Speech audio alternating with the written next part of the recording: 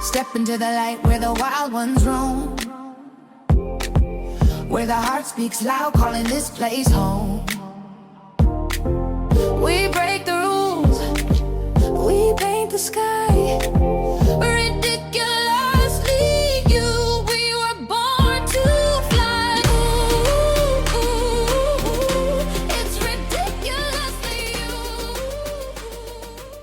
I am Julie May. Welcome to the Ridiculously You podcast. I am super excited. We already popped on and we're talking about a whole bunch of stuff today. So today we have Lotus Banks, who's the founder of Mindset University. She's a best-selling author, NLP trainer, and kind of like a real life phoenix who went from addiction and felony to like CEO of a freaking global company. We're already giggling and having a fun time. She trains elite mindset coaches and practitioners. She's here to, drop some truth bombs and like have a fun conversation. One of the things that we're already gigging out about is like, we're both pattern interrupters. We're both like, can we just find a freaking new way of doing things? So if you've ever felt like disqualified from your past to go into your next chapter, Lotus is your girl. So I'm going to hand it over to you and just give them a little synopsis of a little bit of your story so we can get to know you better. Oh my gosh, yeah. And it's this is such a great challenge, right? Because we could all like elaborate our stories all the way out because there's so many different elements. Like what's the most important for whoever's listening right now? And I think I have a shit ton of life experience. So hopefully whoever's listening, you'll find a little nugget or two in there. So I'm Lotus Banks. Like you said, I own and operate Mindset University. I started my personal development journey back in 2011 because in 2010, I was still strung out on heroin and mom of two kids, still had custody of my kids. Not sure can I cuss? Yeah. Ask. I'm like, I'm like, shit. Okay. Warning in advance, there will be cussing in this episode. Okay, disclaimer. Disclaimer. So I had already had two kids in active addiction, right? I shouldn't have had custody of them, but I still did because for a very long time. So I was addicted to drugs from the age of like 16, 17 until 26, right? Had my kids at 22 and 24, I think somewhere. So towards the end, but for the longest time and why I still had my kids was because for the longest time, I was like the functioning addict, right? Like no one knew, my parents, I think 5 years in started to have an idea for sure. And I think that was the time that they started to be like, something bad is happening. But like, I was still upholding the jobs and still working up like the corporate ladder. And like my kids were well fed and clean and went to school and I was present in activities and like all these things. But 5:01, I'm clocking out and I'm hitting the dope man's house.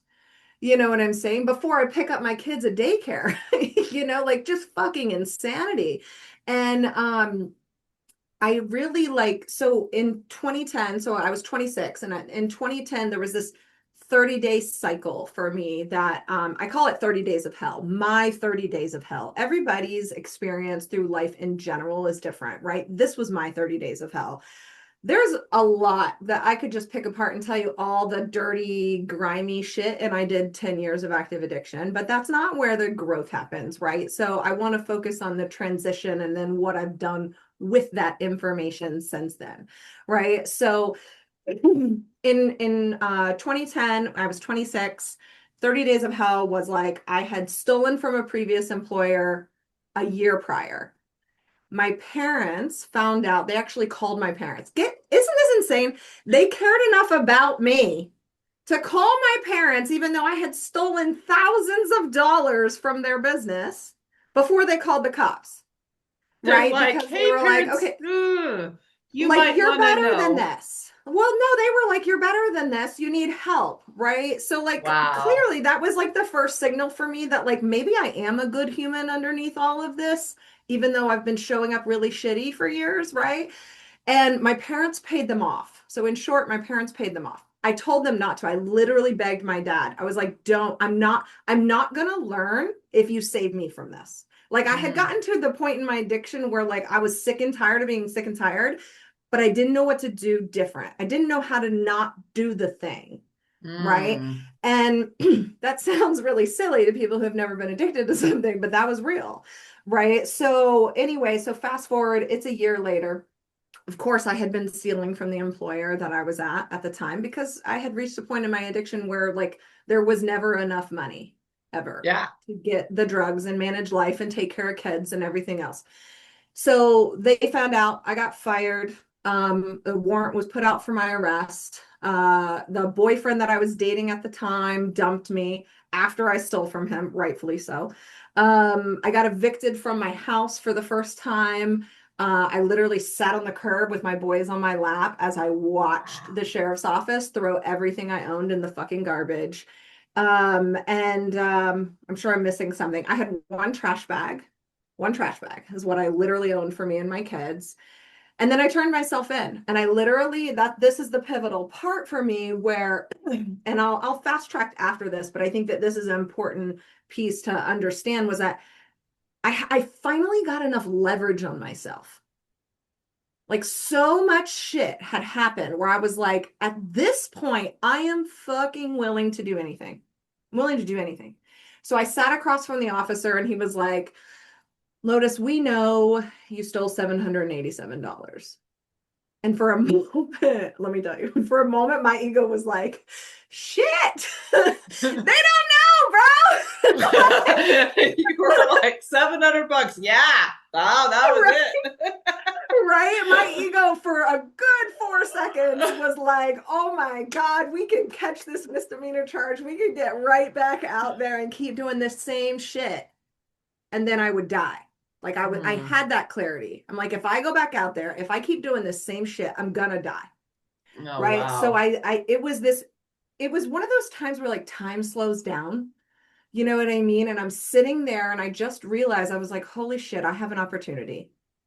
I could cop this misdemeanor, pay the money, go back out there and do the same shit. Or I could literally tell the truth for, at the time, what felt like the first time in my life. Right. So I told him everything, and it changed my charge, obviously, from a misdemeanor charge to a fraud felony charge of under $20,000. And I went to jail for 4 days. I bailed out, did everything I was supposed to do, moved into a halfway house, gave my kids custody to their dads for the first time ever. I mean, we always shared custody, but like gave them to them because I couldn't take care of them, and started to rebuild my life, literally brick by brick. And very shortly after that, literally like 90 days, I got introduced to the world of personal development. Now, I was like going to recovery meetings and stuff like that. And I don't knock that world. I think that there is something for everybody. And I know personally how many people have just totally transformed their life by being in that space. So I think that there's something for all of us. Oh, yeah. Right? No matter what. So I'm not knocking that at all. That definitely got me through my first year. But after about a year, I started doing personal development after 90 days. And after about a year of doing the personal development, outside of just being focused on you're an addict, you're an addict, you're an addict, it started to feel really unaligned for me. I'm like, wait a second. Wait a second. If words are powerful, and I am who I say I am, and what my brain tells me I am, and if I'm the one telling my brain that I'm an addict every time I say, hi, my name is Lotus, that's a problem, because I will continue to create that experience, and it will manifest in some kind of way in my life. Right. And again, Absolutely. not knocking anybody that do it, but for me, there was no alignment there anymore. And so I stopped like focusing so much on like the recovery world aspect, because let's be real, Julie, like the drugs weren't the fucking problem. Right? Like I was the fucking problem. I was the problem. I had experienced trauma at 12 and at 15, like sexual, physical, emotional trauma Yeah. throughout my life, all the things. And I didn't, my brain literally, like it was the safest, most resourceful, all that. There's no fucking way I would have been able to get through it at that age. Right. So that was really like, I understand that now. I didn't understand that then. but I had started to, right? I had started to in 2011, right? When I was starting to do the personal development. So if I fast forward just to like give you a synopsis so we can just kind of start banter and going back and forth, like I was totally enmeshed in that world nights and weekends, and then working my way back up the business ladder during the day, kind of a deal. Like I was always a really smart cookie in business, and I thought for the longest times that the drugs made me smart, which Oh is my gosh. insanity to think of now, like insane. But anyway, so I had to, but like, what did I have to do in that process? So like you and I were talking about before we pressed record, like with Ridiculously You, like you serving and working with women that, you know, have felt like they've had to like fit the mold and play the part and be inside the box, right? In the corporate Yeah. business world in order to be, do, have whatever they want, right? That was how I felt, with even a whole different layer on it, because I was also a felon. I was a fraud felon. So not only did I have this regular, I'm a woman in the business workforce and I'm smart and intelligent and powerful, and the man still is perceived as better than me. And no, I mean, I love men. I'm not bashing that at all, but that's the perception in a lot of business corporate worlds, especially still in 2011, a lot less now, I feel. But it was also this like, you need to play inside the box real safe, like real safe. You better make sure you're speaking how you're supposed to. You're dressing how you're supposed to. You're covering all your tattoos. You only have natural hair color. Be pretty, but don't be too pretty. Don't bring attention to yourself, right? Because it was like I needed to prove that I was more than what I looked like on paper. You know, Oh, I for looked sure. really Like awful. I've talked to several people who've had that, you know, you fill out an application and you have to check that, yes, I've had a felony in my past box. That's a Right. thing, man. Trying to get past that is extraordinarily difficult. So a lot of times like our brains are putting, like our subconscious anyway is putting up all these barriers and fears that are kind of unfounded, and is like, that's kind of stupid, Right. that's ridiculous. And I'm like, yeah, but that's a real thing. Like when you're trying to get a job and you're trying Yeah. to support kids and you're trying to like get back out there to go, yeah, and I had a Yeah. felony, and there was some sort of truth to that, but at some point, how does it, when did it get to not serving you anymore? When did it get to Right. you Yeah. going, okay, Oh, I've proven yeah. myself, fuck that? That part. So I don't know. I mean, I have black hair now, but literally up until like 7 or 8 weeks, I don't even know, 8 weeks ago, maybe I had bright blue hair, long. And that started when I got to this like, fuck you, I'm not going to do it anymore. Right. So I worked my way up the business ladder simultaneously on the side, like getting my life coach certification and then doing personal growth facilitation through a different company, not my own company. And like still working up the business ladder over here, you know, kind of a thing. And really it reached a point in 2018. I was working for a fabulous consumer products company as their marketing director. Mm. I got promoted. I got asked to be COO. And this company, so like in the little time I had worked with it, when we started, they were in like 10,000 stores, like 30 countries. When I became COO, and by the time I left, we were in 20,000 stores and across 60 countries. So a Wow. large So cool. scale, like branding presence, right? Like they had a very public brand. So number one, for me, for them to ask me to be COO, I was like, holy shit. Like there was a part of me that was like, I fucking made it. I fucking did it, right? Like 7 years Yeah. in, I hustled, I worked my ass off, I did it. And that felt like freedom for a long time, because at the time, as soon as I got COO, I was like, fuck it, I'm dyeing my hair blue. I'm not fitting inside this fucking box anymore. Like anymore. Like I Yeah. was obviously still who I was to a certain extent, but there was this freedom of like, oh my God, fuck all of you. You can't tell me what to do anymore, right? Even though nobody really told me what to do a lot of the time. But I had Yeah. made it up in my head, right? Like so many of us do. So I dyed my hair blue, and like that at first, like the radical blue hair was really just the FU, right? Mm-hmm. To the corporate world, not to the business, because they were fabulous. But what I realized over about a year and a half of being COO was that I still felt unfulfilled because I was building somebody else's dream. Mm. Right. And I know so many of us feel that even when we get to senior leadership roles or executive roles, like you have this. I don't know. For me, it was like I had this awareness of like really truly how powerful I was and really truly the difference and the impact I could make for people. And I'm like, here I'm just doing it under a different guise in not the way that I would feel most fulfilled and most alive and most like me. Right. Right. So I quit. The end of 2021, I quit. I opened my own personal development company. Now, like you said, like I did all the things. I'm an NLP trainer now, an NLP master practitioner. I do breath work, so I'm certified in breath work too. I'm also like certified firewalk instructor and glass walk instructor. So like I love to do all the things, right? Like all the things, and have done personalized coaching up until now. And now I'm launching Mindset University's training element, which is actually moving to train, like you said at the beginning, training and certifying coaches and practitioners. So it was really like NLP was really what helped me, because so I started doing that in 2021.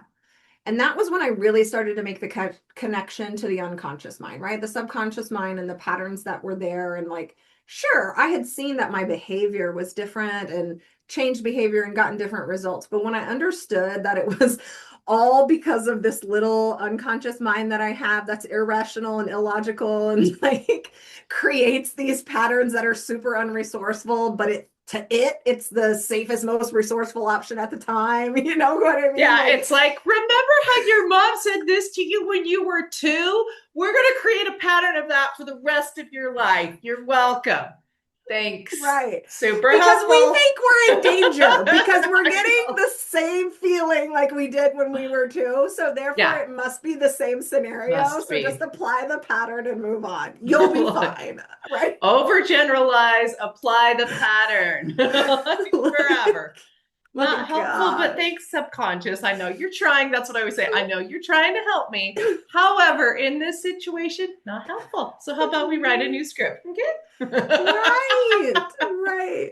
So, and like, I love laughing about it too. Like, my biggest thing is like, shit, if you can, number one, have the awareness, because once you really choose to tune in, and this is for everyone listening too, like, you can choose at any time, in any moment, to any degree, to choose it, to look at, right? To feel within yourself, like, because we with like our gut reaction when we're uncomfortable as humans is to be like, I don't know. I Yeah. don't know. I don't know why I do this. I don't know why I am this way. I don't know why this keeps happening. But we do know. We're just so fucking comfortable being in our little box that we don't want to pause for a second and take a breath and go, okay, I know you say you don't know, but if you did know, what would it be? Mm-hmm. Because we do know. We just like to act that we don't. Because our unconscious mind's like, not safe, abort. You know what I That's mean? exactly it. Because you have like that inner knowing, and it's exactly what your subconscious is like. It's like, nope, you can't say that. People, that is not safe at all. Like, Right. can't say that out Right. loud because people would, who knows what they would think if you said that out loud when you like have Right. this inner knowing. But I love the tools of being able to just, pattern interrupt it and go, okay, but like, what if you did know? Let's get to Mm-hmm. that point. And Mm-hmm. then you can start to behave in a different way, and it literally changes your life. And I love how you connected the I am an addict early on with like, there was something in you before you even probably got into NLP Yeah. training that was like, Yeah. how about I don't associate with that word forever? It's not that you don't have an Yeah. awareness that that pattern was repeating in your life. You could definitely see that Sure. happening. It's not like you're saying, oh, it isn't a problem. That's not what you're saying either. But if you attach that label to you forever, that is a problem. That becomes a problem. That becomes a part 100%. of your identity. Right. And that's what I was going to say. It was my identity. Now, just like any pattern, that identity was very, and this is what I think if anybody can take one thing from this recording today in this session, this episode is like, you have to understand that every pattern, as ridiculous as it is, or as unresourceful as it is for you, first of all, everything you do is a pattern, period, end of Yeah. story, period, end of story, right? But also, like, if you can understand that when a pattern is first created, it is adaptive. it truly, whatever the very first time that it's creative, it is adaptive in your brain. It is for you. It is to serve you. It is truly because it is the best, safest, most resourceful option available to you in your mind at the time. Mm. So that's super important. But then over time, what happens is because our unconscious mind is irrational and illogical, right? And it just does what this tiny little conscious mind tells it to, which also doesn't make sense, right? Like it over time becomes maladaptive. It over time becomes unresourceful, right? Yeah. Because it starts to apply the same pattern to situations that are different, but are perceived to the unconscious mind as same. Mm. Right. So Yeah. at the time, I want people to understand at the time when I first got up in a recovery meeting and I said, "Hi, my name's Lotus, I'm an addict." That was hella resourceful for me. That kept my ass like in check, on point for 6 months. It wasn't until like the 6 month mark through to 12 months where I was like, I started sharing less in meetings. Right, because I didn't want to say the words. Like, and at the time, again, I didn't have the understanding that I have now of how powerful the words are that we say out loud and that we say to ourselves in our mind.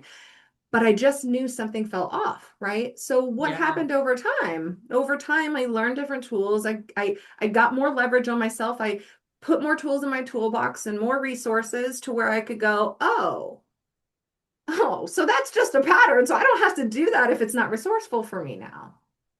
And it's Yeah. not, right? Yeah. So And I always say, like, there's layers of healing. Like, there's something that serves you at that first layer of healing that's like, it's like the initiation of a scab. It's like, oh, I yes. needed that to start to get to, but you don't need the scab forever. You need that to start the underlying healing process. And when that underlying healing process starts to go more and more and more, it's like, oh, wait, I don't need the scab anymore. I can shed that because the underlying healing has happened, so I can get to the next layer of, oh, okay, now what would be helpful is this other thing, and now what would be helpful is this other thing and this other thing. And so I would love to get into this conversation with you with personal development, because here's things that I see, okay? Let's go. This is relevant. Okay, because I've been in the personal development space for, God, I think 11 years as, somebody who's been a leader in the space for about that long. Yeah. I've been producing events and on stage and whatever for about that long, and consuming for longer than that. And here's patterns that I notice that make me crazy, if I'm going to be real. Patterns that I notice. There's people that I think they're almost like addicted to personal development. Like, see if this rings true to you. Like, they go to an event, they feel good, they do the I feel good thing, they come home, they don't really implement things. And so it's like they go on this, I went and got a high, I went to the event, I went and did this, and then I felt good for a moment. Or even they hired a coach for 3 months or something, got high, felt good, went back to the same old patterns of things. And then they're like, they get to a place where like, oh, I need to feel good again. So like back to the addiction cycle of, oh, I'm going to go to an event again. And then they feel good for a little while, then they're going to come back. And I'm like, and I will see people do kind of this pattern, but stay in like, there's an initial growth. Like, they start doing personal development, there's an initial little bit of growth, and then they kind of stay here in this middly land. I've seen them be that way for like, these are people I've known for like 10, 12 years. And I'm like, you're still in middly land. So does it work or does it not? And so my question to you is, have you seen that? And what do you think that comes from? Great question. So have I seen it? Yes, because I've been it. Mm-hmm. Right? I've been it. When I first got into personal development, I was absolutely that person. 1,000%. And here's what I'll say.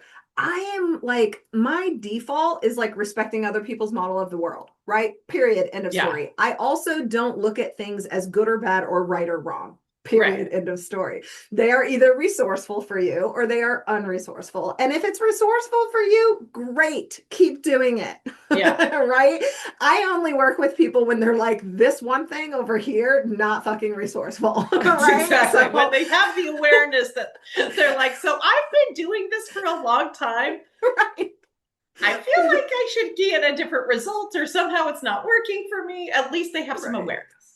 Right, exactly. And I think that that's what gets sparked by going and doing different personal development events or courses or whatever. Right. And in my own experience, so I'll say my own experience, but obviously this is out there because you've experienced it too. And I've definitely seen it out in the world where there is just that cycle. Because here's the biggest thing that I think is the culprit of that scenario. We'll just call it that, Yeah. right? Of that scenario is people are still living in the effect of other people. What do I mean by that? Because we're only going to change ourselves when we become responsible 100% for our results. Oh, Period. yes, absolutely. So what does that look like from a personal development standpoint? It's unconscious, first of all. So you got to tune in and actually listen to yourself, not what you remember saying to yourself, but what's actually going on, right? Because for me, it was like I started to realize, oh, every year, I love Tony Robbins. I still would go to Tony Robbins. I just love his fucking energy. It's like a dance party. I fucking love it, right? I love it. And for a few years there, it was this cycle of like, I'm going to go to UPW every November, right? That's just what we do every November. Right. Yes. Every Yeah. November we go to UPW, right? And that was resourceful for the first couple years. But I would go there and I would get this initial motivation and have this clarity, right? And be so clear by the time I left there after 4 days of all the things that were going to be different in my life. But then I didn't change anything. Mm-hmm. I just thought it would be different. I didn't make a plan or hold myself accountable or hire a coach to support me or even do journaling to call myself out on all the patterns that I was running in my life that were unresourceful. That's step one. You could start there. Anyone listening, you could literally start there, right? Just become aware, bring into your conscious awareness. What are you sick and tired of doing and feeling and being like, period. Just start there. Yeah. Right. But so many people don't do that, right? And why? I said because they have to take responsibility, but they're like, oh, but Lotus, I'm going to these events. I'm being in this space. I'm getting connected with peers that are in this same thing. Why aren't I doing something different? Because you're choosing the same shit. Yeah. Literally, because you're choosing the same stuff. So it's like, so what's the unconscious pattern here? The unconscious pattern that most people aren't aware of, usually for that scenario, is because they think the event or the guru or the mentor or the product or the event or whatever is what's going to create the change for them. That's not it.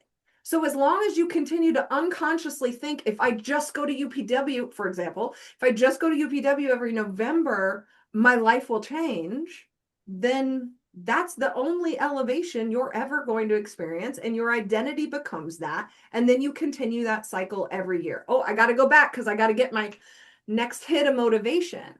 And I think what most people don't realize is like, that's available to you right now. Like even as we're talking, available to you right now. If you just decide right now, like you could literally just visualize, go back to that time when you were at that last event, float down into your body, see what you saw, hear what you heard, right? Feel what you felt of having motivation and then having clarity and then choosing from clarity, right? You have to disrupt the pattern. So if going to personal developments against and personal development events is like your only motivation to get you through the next year or the next quarter or whatever, and you're starting to notice that nothing else is really changing, you're not really where you want to be by going to these events, well, guess what? Your unconscious mind is representing that to you. The awareness is coming up because the unconscious mind's like, hey, this might be becoming a little unresourceful. Yeah. That's why we get aware of it, right? That's how it was for me. I was like, okay, so what's going on? I keep going to these events, but like, I mean, you know, I'm cool. I'm getting better, but like still doing like the same shit for the majority of it. And I was like, oh, you mean my brain's trying to tell me right now that maybe there's more? Maybe I'm the problem, right? So my biggest thing I tell people, I'm like, there's so much freedom when you realize that you are the fucking problem. I don't care what the problem is, it's you, right? Because if you're the problem, then you're also the solution. That's what I'm like, then everything becomes fixable. It's actually kind of magic. Right. I'm like, oh, it's me. Cool. Guess what? I have autonomy over me. I have stewardship over me. I get to choose my actions. So that's kind of cool. I don't get to choose anyone else's actions. Right. And I think, but it's also so scary, right? Especially in the beginning, if somebody's like in that place where they're listening to this and they're realizing like, fuck, I've been doing all that, right? Like living in the effect of other people, places, things, whatever. The beauty is really in the initial awareness of like, oh, okay, so it's me. Like, first of all, laugh at it, because if you can laugh at it, you're getting like half the energy off of it. Like, we're all in this human experience. It's messy. Let it be messy. Right? Like, for sure. I think though in the beginning it feels a little triggery though, because people are in like victim mindset, and when you're like, 100%. so maybe part of the problem, I mean, personal responsibility and stewardship over your actions, that feels very ouchy to somebody who's in that mindset. It feels like, excuse you. Great. Like, Great. But it here's can the thing, start like a little bit of a trigger reaction. And I'm like, yeah, but guess what? My job is not to not trigger you. It's also to like my job connect is you with actually to truth. trigger you. Right. Yeah. Mine is to trigger you in the most loving, resourceful, respectful way. Not how Yeah. you perceive and label respect right now, but me actually respecting you at your highest identity, the highest version of you. That's who I'm respecting, right? Mm-hmm. And I think there is this balance for us as coaches of like, I love to play with all sides. Like I have so much like duality in me, right? Like I can be so intense and bold and in your face, and then I can literally just be like the softest little melty marshmallow that holds space for you. And I love having that kind of behavioral flexibility that I've had to work at it to train myself to be that way, because I allow myself to show up however that person needs in that moment. Right. And yes, it can be extremely triggering. I would even go on a limb and say most time it's extremely triggering when you're like, wait a second, you mean I'm the one? I'm the one that's responsible for all this shit, whatever this shit is for Yeah. you. Like for sure. I mean, I have had clients be like, fuck you. You know what I mean? But I'm like, Yep. great. If you need to cuss at me, then we're halfway there. So what I would say is like allow the resistance. So this is what I tell my clients is like, if you're feeling resistance, moving toward what you do want outside of your comfort zone. As soon as you step outside of your comfort zone, the first thing you're going to get hit with is resistance. Yeah. Now, the resistance we're talking about right now is the like, what do you mean I'm the problem? How dare you? You don't know who you're talking to, right? Like, Yep. and that's our way of like trying to protect ourselves. But again, that hasn't served us or you, whoever's listening, right? So by honoring that and going, okay, what if I was? I'm just saying, try it on, right? Just try it on. What if you were the problem? If you were the problem, then you're definitely automatically problem. If you're the problem, you're the solution, period, end of story. Yep. So there's so much beauty in that, right? And just know, like, I love to hit resistance. I literally had a coaching call with my coach this morning, and fuck, she like nailed me to the wall so good. And I was like, oh, I literally said to her, I was like, there's so much resistance in my body right now. I want people to understand, not hesitation, not knowing, not emotional, just resistance, but in a good way, because I now know the first time I hit resistance, as long as I'm moving in the direction of what I do want, that resistance is evidence that I'm on the right path. Absolutely 100%. Yeah. Mm-hmm. So it's like then it becomes a game. For me, it's a game. I love to gamify anything I can and everything. And I'm like, all right, bet. Like, Exactly. Okay, so here's a question for you. Somebody's Yeah. sitting there, they think they're going the right path, and they're like, they're figuring out what things feel like in their body. What do you think the Yeah. difference between as it feels like resistance in my body and my body's telling me, no, this is the wrong path? What does that feel like differently to you? And how can Oh, people yeah. distinguish between those? Mm. Wow, what a great question. Okay. Let me pause and like really be intentional. So here's how I would answer that first with a little disclaimer. It is different for everyone, right? So it's different for everyone. So this is where knowing yourself is really important. And also, if you're on the part of your journey where maybe you feel like you don't really know yourself right now, again, I would offer, what if you did know? Right? So, like, that's literally a question you can just ask yourself anytime you hear that coming up, right? What if I did know? So here's what I'll say for me, and then I'll circle it back into how other people can utilize that as a tool too, right? So for me, it's like this, I know the hesitation is good. Now, a lot of times it comes with emotion. This morning, I just want people to understand the scenario. Like, I was crying, I cussed at her, right? Like in a scale of 5 minutes, right? Like I not cussed at her, but I was cussing, right? Like Yes. cussing aggressively, not like playfully like we're doing now, but like cussing aggressively. I was crying. And also for me, how it shows up is like it feels settled, like in my gut and in my chest. It feels like this soft weight, not this heavy weight that feels really tense in my body, but for me it just feels like this really like soft foundational weight. I don't really know how else to describe it other than that for me. And it's also a little like I'll get like a little tingly, Mhm. right? So I'm like, ooh, like I can feel it. Like I'm feeling it now because I'm like reassociating to it, right? Yeah. And that's usually the sign where I'm like, fuck. Okay, this is it. Clarity, right? Clarity, the feeling, the inner knowing. And that's how I know. Now, I will say, if you were to ask me the same question, even 2 years ago, I got divorced 2 years ago, and I went through a whole different, I've shed so many identities in my life, but I was going through a whole nother identity shed, right? And stepping into a new version of me. And if you would have asked me that 2 years ago, I wouldn't have been able to put words to it because Mm. I didn't know myself, even though I had done this work and I'd been in this arena and I was a coach and I was successful in all the things. I didn't know myself. That was really where breath work came in to be such an incredible support for me. So here's what I would offer if somebody's listening and they're like, well, I don't know. I don't know the difference between good tension or bad tension or resistance or hesitation or a fuck yes and a hell no. Like it just all feels like to me. Yeah.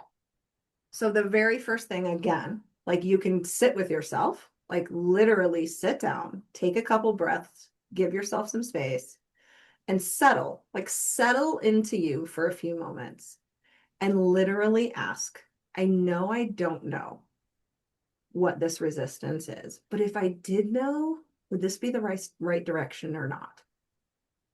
Because a lot of the time, unconscious mind just wants us to ratify what we're feeling, right? So, like, I know we don't know, but if you did know, what would it be? And then literally trust what comes up. No analyzing, no judging, no filtering, no editing. Trust what comes up.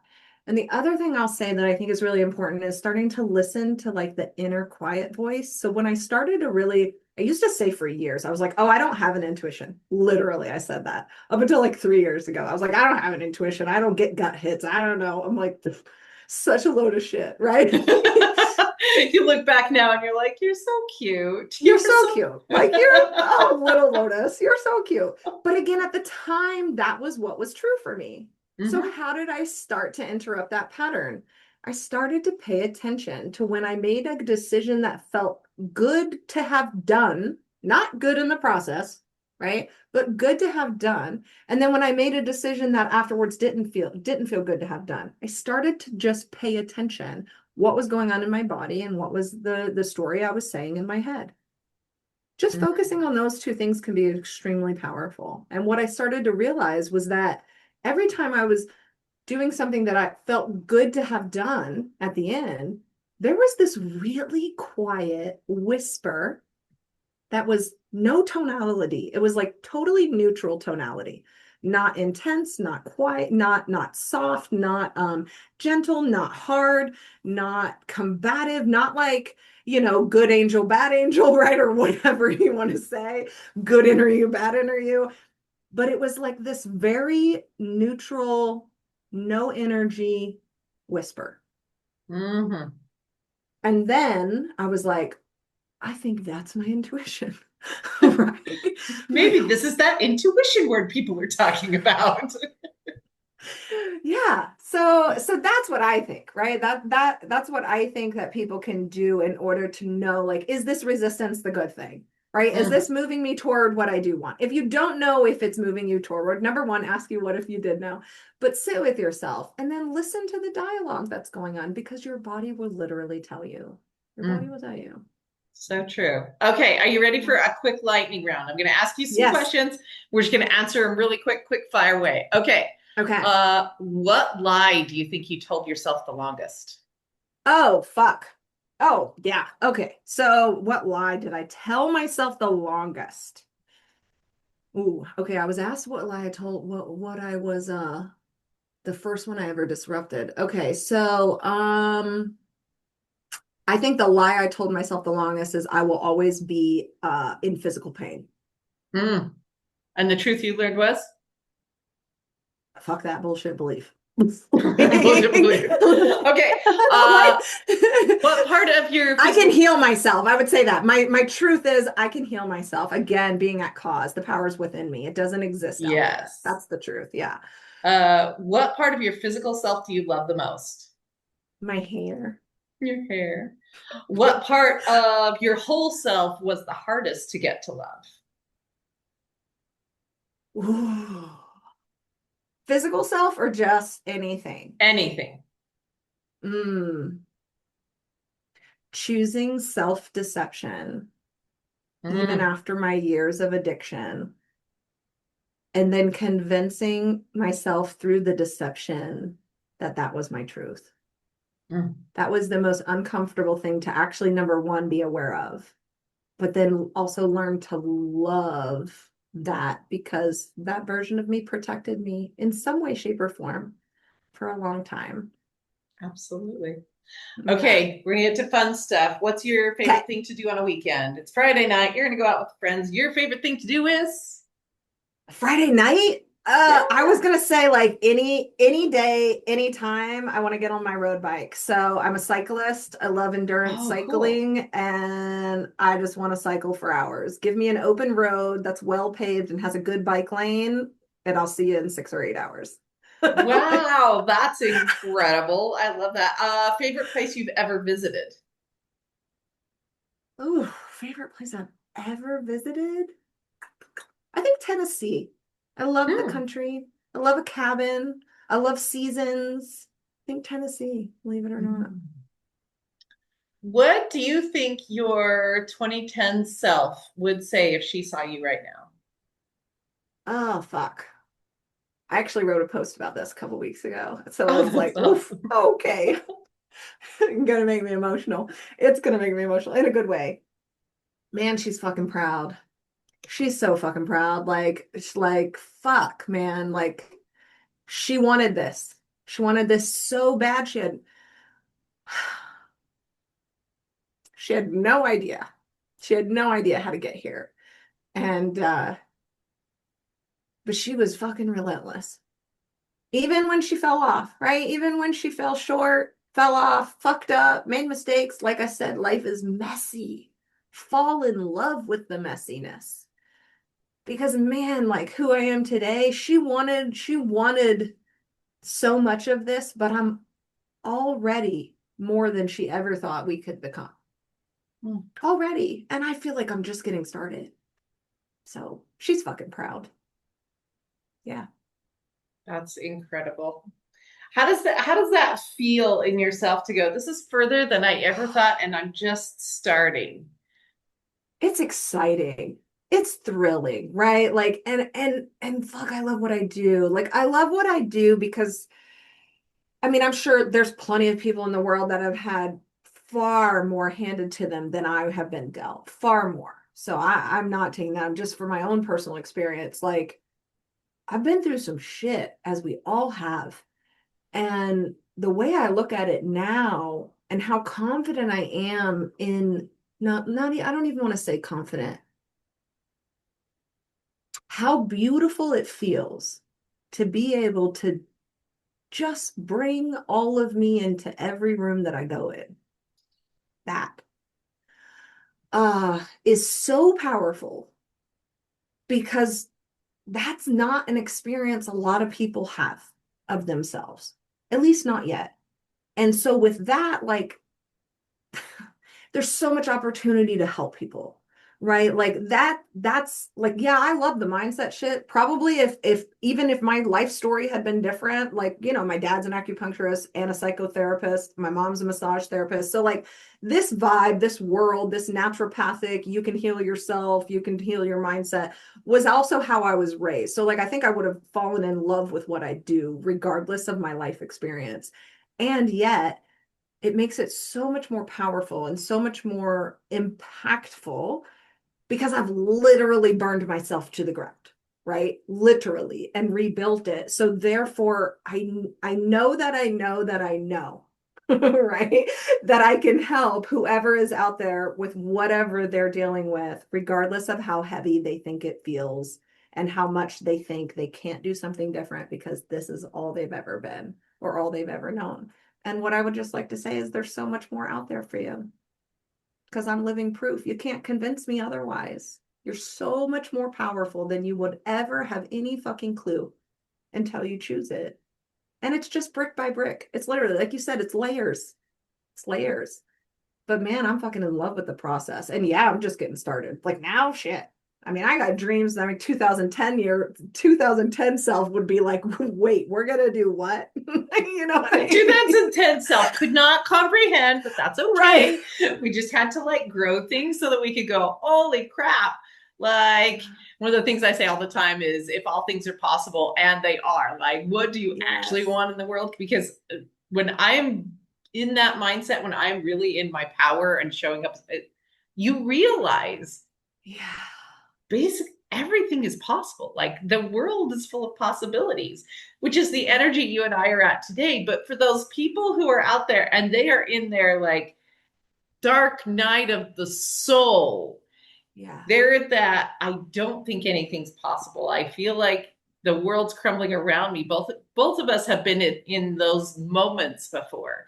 If you could tell them one thing that you think would help them the most, what one thing do you think would help them the most to understand that this is a moment? Hmm.